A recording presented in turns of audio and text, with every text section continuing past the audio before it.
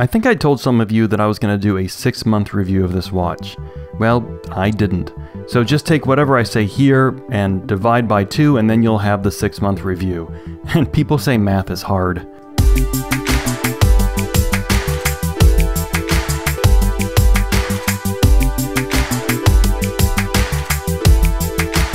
I bought this Tudor Pelagos LHD in Rome, Italy last summer, and it was kind of my plan.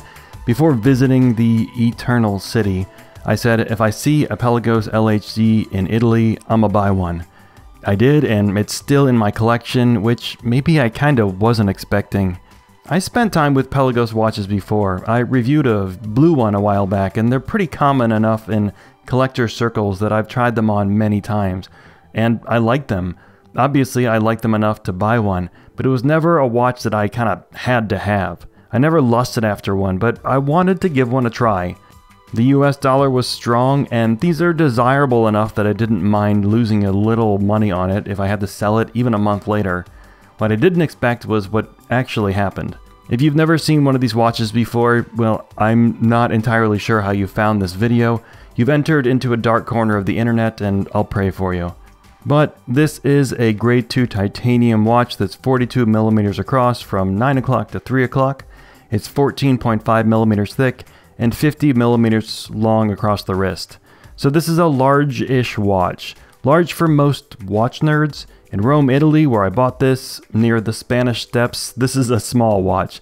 From my unscientific survey, the average male watch wearer in Europe prefers a grandfather clock on the wrist.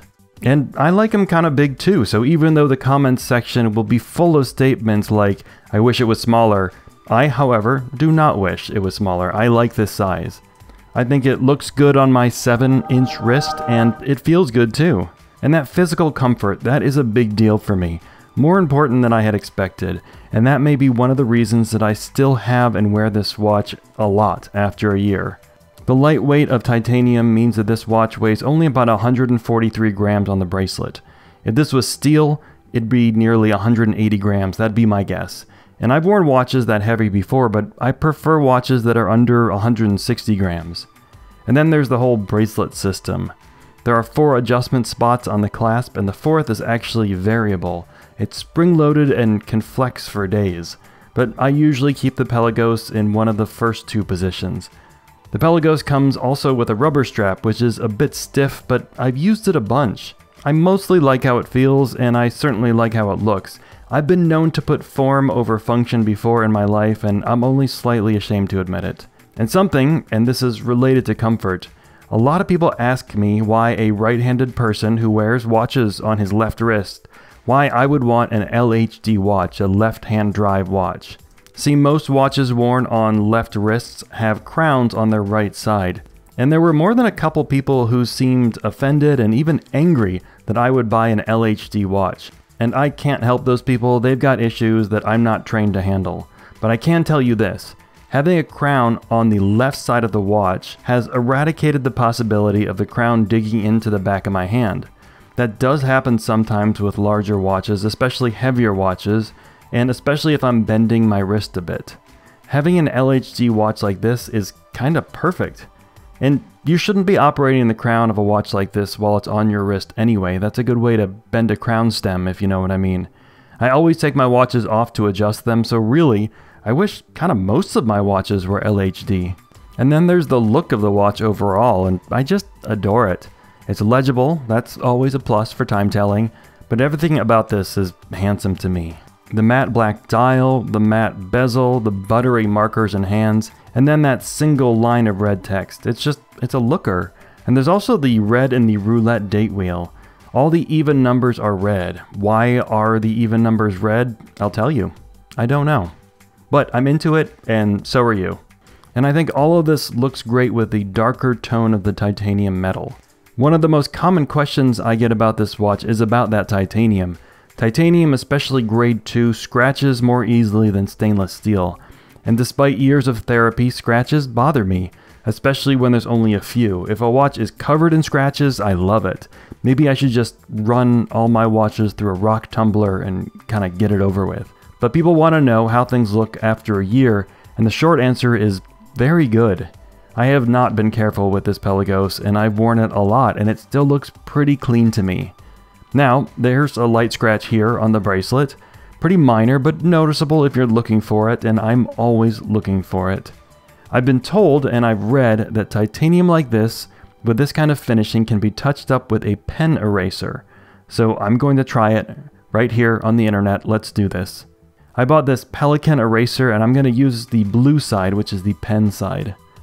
The Pelagos has a very light brushed finish, so to keep that, I'm going to try to move the eraser in the same direction of the finishing, which is not really easy by hand. And son of a balance wheel, it worked. I'm sure a deeper scratch would take more effort and maybe not come out at all, but for what I had, the scratch is just gone. Most days when I'm deciding what watch to wear, most days I kind of want to wear this Pelagos LHD. And that's because it's just an easy watch for me. It feels good, it looks good, it's very water resistant. It kind of just goes with most things I wear. Now, I don't like everything about this watch though. I sure as hell don't need a helium escape valve that's on the side of the case. And neither do you. It's silly. It's like a spoiler on a Honda Fit. Actually, it's probably more useless than that. And like I said before, the rubber strap is too stiff. There are lots of 22mm rubber straps that will fit this that might be more comfortable, but I really like the look of this strap with the titanium end links. It gives the combo, I don't know, a more considered, intentional, awesomer look. And one last related improvement. If you're gonna give customers a second strap, make it easy for them to swap. Most people don't know how spring bars work, and they definitely don't have the right tool. A strap and bracelet system would be nice. And it doesn't have to prevent third-party strap usage either. IWC now has a strap system that locks onto a traditional spring bar, so it's easy and still universal. Come on, Tudor. You're user-friendly in most other ways. But you know, none of these issues have stopped me from wearing the Pel out of this watch. It all just reminds me to take risks with my watches. Sometimes they don't stick, and I sell them within weeks or even days. It's inconvenient, but I'm okay with that. And for everyone who asks, I usually sell my watches to people I know, but sometimes I sell them on the Watch You Seek forum or on Reddit in the Watch Exchange subreddit. Sometimes I'll take a risk and the watch just doesn't work for me, and sometimes the only downside is that my other watches get sad from lack of attention. So maybe you should try the same. For all collectors, there's at least one watch that you keep thinking about. One that's in your budget, that wouldn't break the bank, but one that you just have not been able to leap into. I say leap. Maybe the watch will surprise you, or maybe even better, maybe you'll surprise yourself.